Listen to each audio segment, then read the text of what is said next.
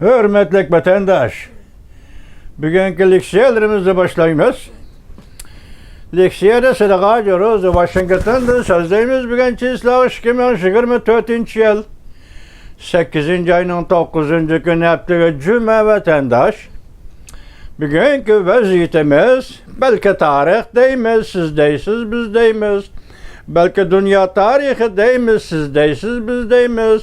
O özünün ravan yoluda menip kelediğin iş mi buludu dünya tarihi?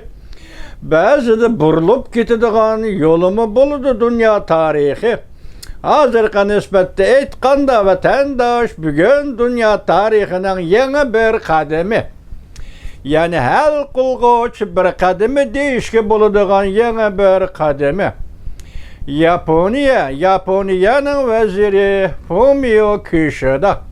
Japonya'nın 50 yürüyüşlük şirketlerine başlap Orta Asya'ya ziyaret yetip geldi del bugünkü günde.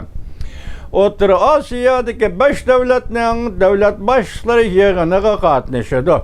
Demek birinci kademdi Japonya. Orta Asya'ya kadem bastı, kadem taşladı. Tarihten biri demisiniz mi müstemlike devri dünyanın başlanğan günden başlap Rusya bilen Xitay emas Xitayning bu derecede devlet bop o'ttirg'i chiqalishi natayin. Manju xandalligidan vatandaş. Manju xandalligi o'ttirisi O'rta Osiyoni ikki bilakka parchalab. Birisini nemi G'arbi Turkiston deb atavelib, birisini yani nemi Sharq Turkiston deb atavelib. Aralıkta siyasi cidel maceralar, tecavüzçülük ve uğraş. Rusya yoki Çar Rusya'nın maksidi O'rta Asyoni parçalash. Xitoy bilan birlashib parchalab boshqarish. Mushu nuqtada O'rta Asyonning boshqa rayonlar bilan bo'lgan munosabatlar yo'llarini uzib tashlash. G'arbiy Turkiston deb atalgan zaminni o'zi kontrol qilish, mustamlika qilish. Atalmış Şarkı Türkistan deb atalgan Uyg'urning vatani Uyg'uristonni Xitoy yoki Manju Xitoyning mustamlika qilishiga topshirib berish. Shunda o'tgan edi. Bugun Yaponiya O'rta Osiyoga kirib keldi vatandaş. Bugun Yaponiya Rossiya yoki sobiq Sovetlar gumron bo'lgan kunlardan boshlab hozirgacha 20 yildak 30 yildak O'rta Osiyo davlatlari bilan aloqa munosabati bo'lib, diplomatik dialog suhbatlashish jarayonida oxiri Yaponiya bu yo'lni ochdi. Yaponiya bugun O'rta Osiyoga kirib keldi. O'rta Osiyo Çar Rusya'nın uningdagi sobiq Sovetlarning arqa o'ylisi va mustamlikasiga aylangan edi. O'rta Osiyo Manjularning va Manjulardan keyin Rossiyaning himmati va shafog'atiga erishib, Xitoyning Kuomintang partiyasi Uyg'uristonga erishdi. Undan keyin texmi ko'klab ko'kirib degandek Xitoyning Kompartiyasi ham Stalinning qo'lidan Uyg'uristonni mustamlika qilish huquqiga erishdi. Yani Stalin Uyg'uristonni Xitoyga mustamlik qilib berdi.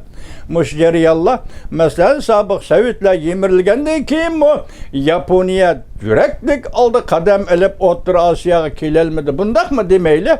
Mush jarayon, mush 20-30 yillik jarayon O'rta Osiyoda davlatlarning mustaqil bo'lish, davlat bo'lib turish jarayoniga Yaponiyani suhbat va diplomatik munosabatlar bilan aralashdi vatandaş.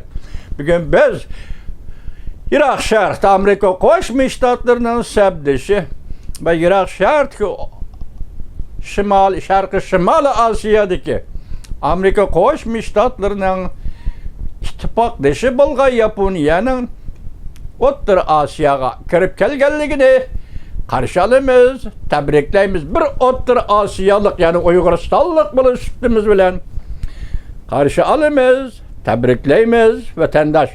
Esingizda bor, o'tgan yil 2023 yili 11 oyning 10 kuni Angliya, Britaniya parlamenti ham shunda qaror chiqarib, O'rta Osiyoga ma'rifat va madaniyat bog'chisi shaklida kirishni, yetib kelishni qaror qilgan edi. Nima sababdan O'rta Osiyoga yetip kelişte Angliya parlamenti kechikib kaldı. Lekin planı amelden kaldırgını yok. Amelden kaldır dediyse buna biz işenmeyimiz vatandaş. İkinci bulup ötken yılı 9. ayının 19. günü Amerika Qo'shma Shtatlarının prezidenti Joe Biden O'rta Osiyodagi 5 davlatning boshliqlarini Birleşken Devletler yig'iniga qatnashgan fursatda ayrim tashkillar va ularla ayrim ko'rishib O'rta Osiyoga Amerika savdogarlarining yetib boradiganligini madaniyat, ma'rifat va ma'rif sohasida O'rta Osiyoga mablag' soladiganligini, O'rta Osiyoning tinchligi, bexatarligi uchun kuch chiqaradiganligini qayd qilgan edi. Turli sebepler bilan bugun Amerika Qo'shma Shtatlarining prezidenti Joe Biden hukumati O'rta Osiyoga yetib kelish shakli, O'rta Osiyo shaklida O'rta Osiyoni ziyorat qilish sal kechikdi. Sababi ne belgili bo'lmaydi, ammo Amerika Qo'shma Shtatlarining davlat ishlar kotibi Antony Blinken yaqinda Tashqi Mong'oliyani ziyorat qildi. Osiyodagi 7-8 davlatni ziyorat qilib, eng oxirida Mong'oliyani ziyorat qildi. Va Tashqi Mong'oliyani ziyorat qilganligi uchun Xitoy to'rbetlarida xilma-xil gaplar o'tirg'i chiqdi. U gaplarning o'zi nima emas, Amerika Qo'shma Shtatlari Tashqi Mong'oliya bilan bo'lgan munosabatni yaxshilab, Tashqi Mong'oliyada harbiy baza qurishi mumkin dedi. Balki bu mumkinlikdir, balki bu tarixning muqarrarligidir va balki bu hozirgi zamonning bir tanlashidir. Amerika Qo'shma Shtatlarining Tashqi Mong'oliyaga do'stlik munosabati va ittifoqdoshlik munosabati shundoq yetib kelishini qarshilaymiz. Hurmatli vatandosh, Tashqi Mong'oliya Uyg'uristonning Qumol o'lkasi Barko'l, Ara-Turk Noillardan boshlab toki Altayning g'arbiy qismi Qozog'iston chegarasigacha bo'lgan mushu orliq, bu chegara, bu bepoyon chegara Tashqi Mong'oliya bilan Uyg'uristonning chegarasidir. Bugun Yaponiya O'rta Osiyoga kirdi. Rais Xi Jinping aytayotgan 100 yillik o'zgarish boshlandi. Bugun Yaponiya O'rta Osiyoga kirdi.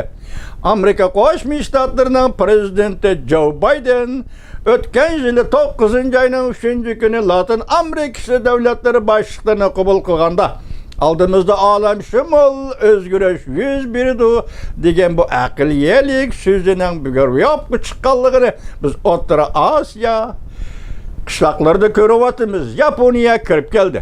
Endi o'sha paytda vatandoshim Jungoning taqdiri nima?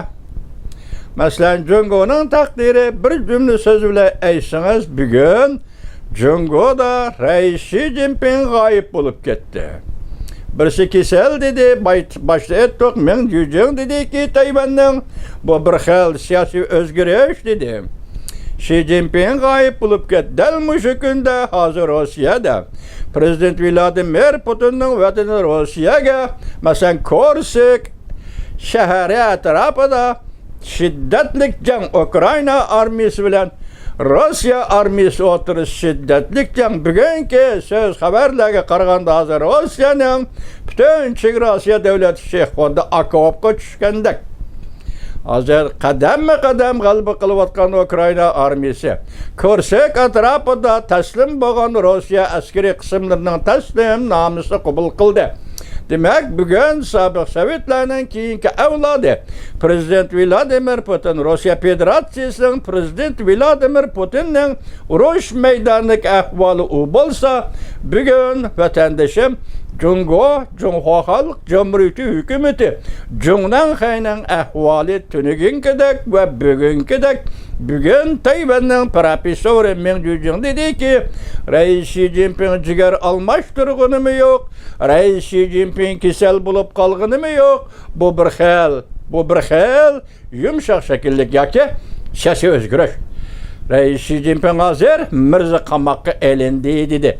Vatandoshim, bir vaqt men sizga degan edim, Rossiya yoki ayni chog'da Char Rossiya hukmronligi yoki jahongirligining siyosiy davomlashayotgan o'sha paytda va Rossiyaning shu holga kelgan bir paytda, Jungo Xalq Jamhuriyatining holi shu holga kelgan bir paytda men sizga dedim, vatandosh, ikki jahongir yoki demokratiyaga qarshi, hozirgi zamon millatlarining mustaqil bo'lishiga qarshi turayotgan ikki jahongir davlatning kuni va bugungi realligi ana aşı halga yetib keldi vatandaş.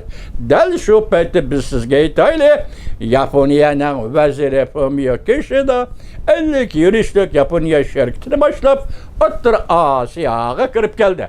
Endi ko'ring dunyo tarixining o'zgarish qadamlarini yoki dunyo tarixidagi o'zgarish hosil qilguvchi omillar, tarixning omillarining, tarixiy omillarning O'rta Osiyo tuproqlarida qanday rol o'ynaydiganligini kutib turing vatandoshlar.